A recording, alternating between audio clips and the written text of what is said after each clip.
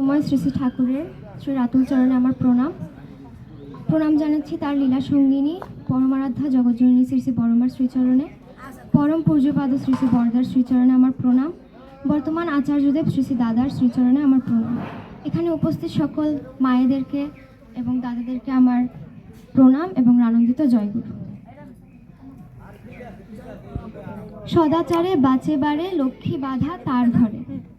শ্রী শ্রী ঠাকুরের একটি ছড়া আছে, বিধির বিধান মানবি রে তুই যেমনি বা যতটুকু, কেটে ছেটে তেমনি করেই ফলও পাবি ততটুকু। বিধির বিধান কোনগুলো? যজন যাজন ইষ্টভীতি সস্তায়নী সদাচার, তার সাথে নিয়মিত থানকুনি পাতা খাওয়া সবাসন করা, এগুলো সবই কিন্তু বিধির বিধানের মধ্যেই পড়ে। আর এই বিধানগুলোর মধ্যে সবচেয়ে মূল্যবান ও গুরুত্বপূর্ণ যে বিধান সেটি হচ্ছে সদাচার। আমরা যদি ঠিক সদাচার পরায়ণ না হই তাহলে কিন্তু আমরা যতই যজন যাজন ইষ্টভীতি করি না কেন আমাদের সবই কিন্তু বৃথা চলে যায়। আমরা তার মনের মতো হয়ে উঠতে পারি না, তার মনোমাফিক হয়ে উঠতে পারি না, আমরা যদি ঠিক সদাচার পরায়ণ না হই। তো এই সদাচারটা আসলে কি? সদাচার হচ্ছে কতগুলো নিয়মকে সঠিকভাবে মেনে চলা। সদাচার 3 প্রকার: শারীরিক সদাচার, মানসিক সদাচার এবং আধ্যাত্মিক সদাচার। প্রথমে আসে শারীরিক সদাচারে। শারীরিক সদাচার হচ্ছে শ্রী শ্রী ঠাকুর বলেছেন, শ্রী বিগ্রহ মন্দির ভেবে যত্ন করে শরীরটাকে সহনপটু সুস্থ রাখিস, বিধির মাফিক চালাস থাকে। তাই আমাদের শ্রী বিগ্রহ মন্দির ভেবে শরীরটাকে যত্ন করতে হবে। আর তার জন্য যা যা দরকার, যেমন আহার করা দরকার, এগুলো সবই কিন্তু আমাদের মেনে চলতে হবে। শ্রী শ্রী ঠাকুরের একটি সদাচার নিয়ে বাণী আছে, শিকে ঝেড়ে ধোয় না হাত, বক্ষ বেদের হয় উৎপাত। এরপর আমাদের হাত পা ধোয়া, সবজি ধোয়া, জামা কাপড় ধোয়া, বাসি কাপড়ে কোনো কিছু না ধরা, এরকম অজস্র বাণী কিন্তু ঠাকুর শারীরিক বিধানের মধ্যে বা ছড়ার মাধ্যমে কিন্তু আমাদেরকে বলে দিয়ে গিয়েছেন। এরপর আসি মানসিক সদাচারে। মানসিক সদাচার বাকি 3টি সদাচারের মধ্যে সবচেয়ে গুরুত্বপূর্ণ সদাচার। বৈষ্ণবের একটি বাণীতে রয়েছে, সাধু গুরু বৈষ্ণবে তিনের দয়া হলো, একের দয়া বিনে জীব ছাড়ে খাড়ে গেল। এই একের দয়া কি জানেন? এই একের দয়া হচ্ছে আমাদের এই মন।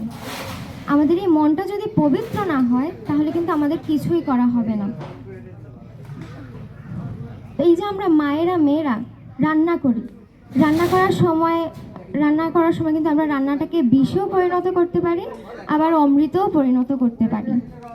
আমরা যদি রান্না করার সময় কুচিন্তা, কারো প্রতি হিংসা বিদ্বেষ মনোভাব নিয়ে যদি রান্না করি তাহলে কিন্তু আমাদের সেই রান্নাটা বিষের সমান হয়ে যায়, আর যা খেলে আমাদের পরিবারের কিন্তু খুব ক্ষতি হয়ে যায়। আর যদি আমরা রান্নার সময় ভালো চিন্তা, নামধ্যানের মাধ্যমে যদি রান্না করি তাহলে আমাদের সেই রান্নাটা কিন্তু অমৃতের সমান হয়ে যায়, প্রসাদের সমান হয়ে যায়, আর যা খেলে আমাদের পরিবার কিন্তু সুস্থ থাকে।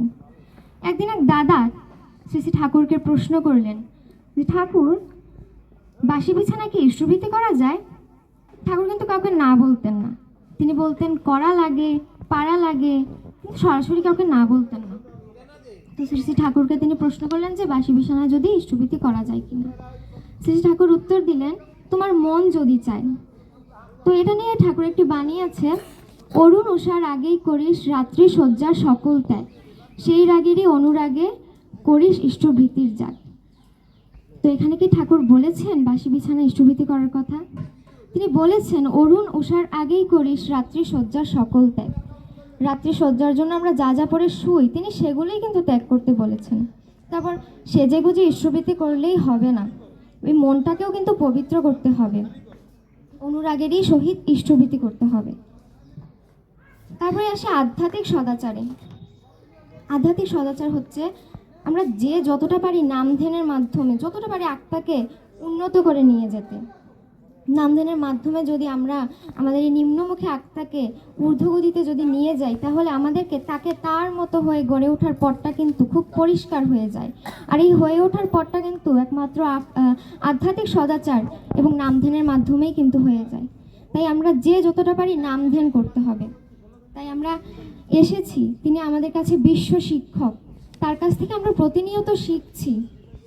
তিনি আচরণ করে দেখিয়ে দিয়ে গিয়েছেন কিভাবে সদাচার পালন করতে হয়। তিনি একটি লবঙ্গ খেয়ে হাত ধুয়ে পর্যন্ত দেখিয়ে দিয়ে গিয়েছেন কিভাবে সদাচার পালন করতে হয়। ঠাকুর কিন্তু আমাদের কাছ থেকে যাগযজ্ঞ পূজা আচরণ এগুলো কিছুই চাননি।